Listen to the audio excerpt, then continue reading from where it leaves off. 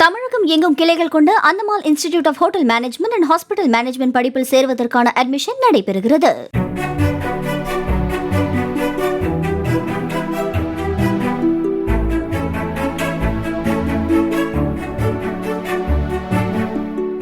Erode solar பகுதியில் 13 acre பரப்பளவில் கட்டப்பட்டு வரும் புறநகர் பேருந்து நிலைய கட்டுமான பணிகள் 90% முடிந்துள்ள நிலையில் எஞ்சிய பணிகள் தாமதமாகி வருவதால் இரவில் சமூக விரோதிகள் புழங்கும் இடமாக மாறி வருவதாக சமூக ஆர்வலர்கள் கூறியுள்ளனர்.